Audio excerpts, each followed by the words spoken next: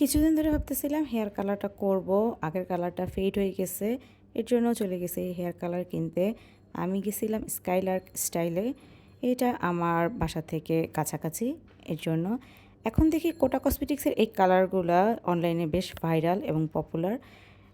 ওদের এখানে লিপস্টিক সেকশনে অনেক কালেকশানস ছিল, আমি কয়েকটা টেস্টার ট্রাই করেছি, ভালোই লেগেছে। এখন পারচেস করে নিই, নেক্সট টাইম করবো আশা করি। আমি এরপর আমার হেয়ার কালার কিনে বাসায় চলে আসলাম। আমি কিনেছি এই চেরি রেড শেডটা। আমি এর আগে রেড অথবা বার্গেন্ডি টাইপের শেড ইউজ করছি, চেরি রেড এই ফার্স্ট টাইম ইউজ করতেছি। আমি এই কাচের বলে এবার এই কালারটা মিক্স করে নিব। Let's open it. এই হচ্ছে কালারটা আর এই হচ্ছে ডেভেলপার, দুইটাই 100 ml করে আছে। আর এটার ভিতরে এরকম প্লাস্টিক হ্যান্ড গ্লাভস আছে। কালার আর ডেভেলপারটা আমি এই বলে মিক্স করে নিলাম। কিছুক্ষণ রাখার পর এটা এরকম কালার হয়ে গেছে। এরপর এটা আমি হেয়ারে অ্যাপ্লাই করব। আমি গ্লাভসটা পরে নিছি। এরপর চুলটা আমি সেকশন সেকশন করে এভাবে অ্যাপ্লাই করে নিতেছি।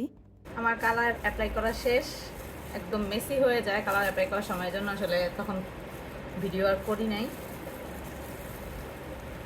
এখন এটাকে আমি কিছুক্ষণ রাইখা ওয়াশ করব।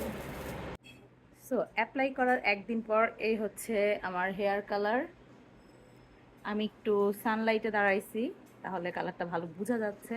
আমি একটা ভুল করছি, সেটা হচ্ছে আমি সামনের দিকে আগে অ্যাপ্লাই করছি, আগে পিছনের দিকে অ্যাপ্লাই করে পরে সামনের দিকে অ্যাপ্লাই করা দরকার ছিল, তাহলে পিছনেও কালার আরও বেশি আসতো।